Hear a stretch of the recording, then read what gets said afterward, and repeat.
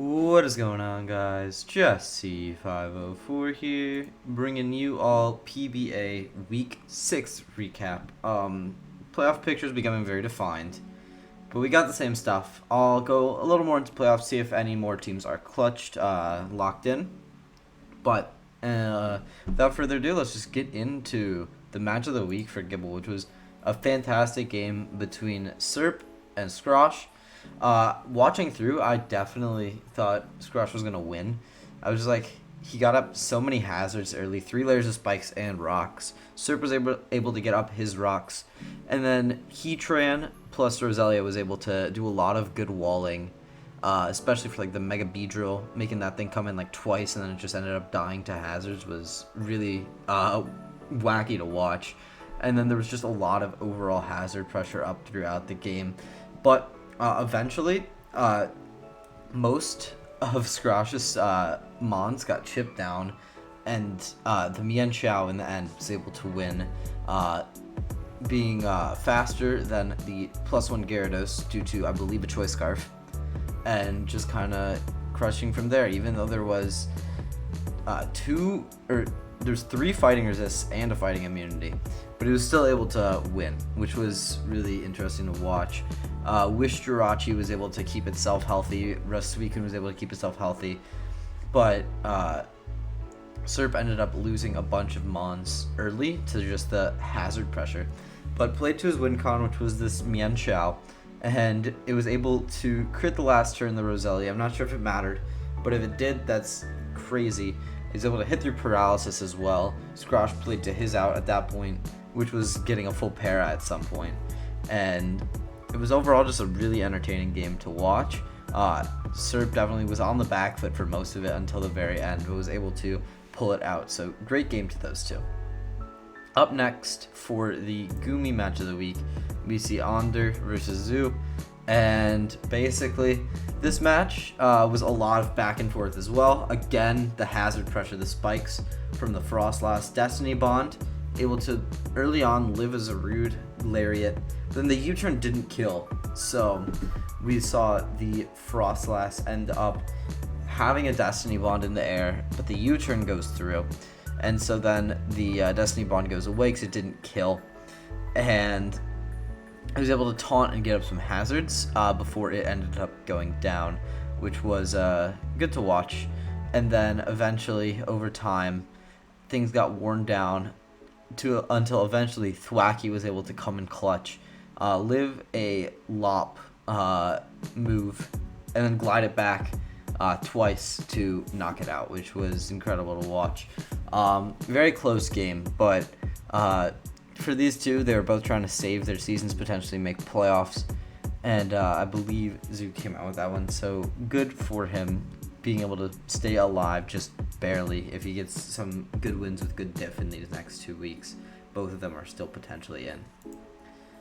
And speaking of potentially in, let's look at these standings. We got 3 teams eliminated, being Ace Harm, Ben, and Dat Boy, all eliminated from playoffs, I believe. 4 teams, I believe, are locked in, being Team Liquidation, San Francisco Deltas, Vinny, I'm sorry, bro, Tarek, I don't know his team name, I believe it's the Barcelona Slow Bros, and then Freeze, they're all locked in, I believe. And then there's a bunch of 3-3 teams, and I believe Phil and Dad are still potentially in, but it's definitely much tougher for them compared to these 3-3 teams.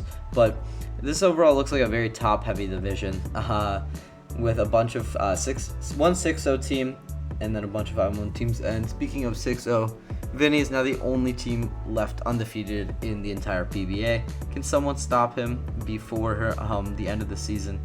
We will have to wait and see if Vinny will be able to make another undefeated run to the championship. Up next for the Gummy standings, we see Helix at number 1 because Dylan took a tough loss this week, and then Dawson sitting in 3rd. I believe Tyler versus Shady is extended, so he's sitting at 4-1, but if he wins, then we got a potential another team locked for playoffs. But I believe all the 5-1s are locked for playoffs, And we got 2 teams locked out of playoffs, being the San Francisco Fortress Ninetales and the Chicago Fire Chandelures. So that was unfortunate for them, but a bunch of teams still left potentially, and I'm not sure if Breloom can make it with his differential, but we'll have to wait and see. If Shady wins, he's in a great spot to make playoffs. Bunch of this 3-3, 2-4 teams. We might end up seeing one of these 2-4 teams rattle off a couple wins into playoffs, like Sub-Zero potentially good with his good diff. We could see 2 wins let him into the playoffs, which is interesting to watch. But a bunch of 3-3 teams with bad diff as well, so there's potential for them to end up missing playoffs with even a win and a loss. So it'll be interesting to see.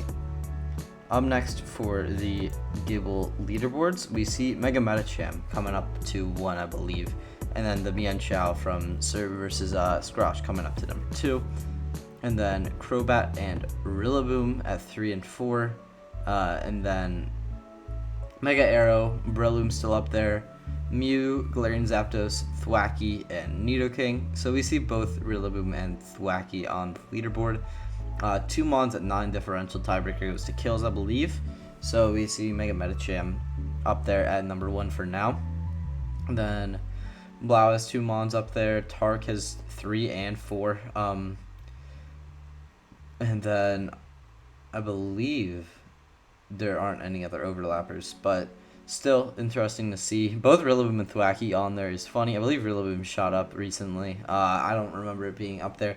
And then Thwackey, still that one game where it went 6-0 is interesting. But maybe it'll get pushed off by the end of the season if it doesn't get any more kills. We'll have to wait and see. Up next for the Gummy MVP race, we see Mega Aggron coming in at number 1. Mega Metacham, Victini, Sylveon, Rotom Heat, Rillaboom, Zapdos, Urshifu, Single Strike, Mega Gardevoir, Mega Mawile. A lot of these offensive megas up there. I believe 4 Mons are megas.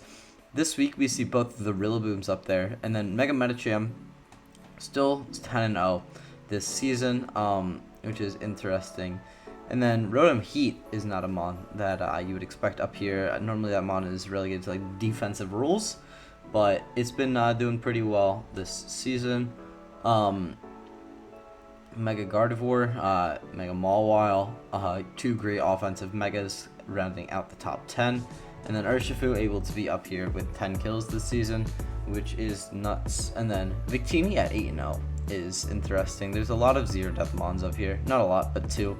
So maybe if you guys kill those Mons, they would drop off. But 2 0-death Psychic types, very offensive Mons, proven that they are still very, very good. And finally, thank you guys for watching the PBA Week 6 recap. 2 more weeks. Let's finish strong, boys. Hope you guys did enjoy. And with all that being said, till next time, Jesse504 out. Peace.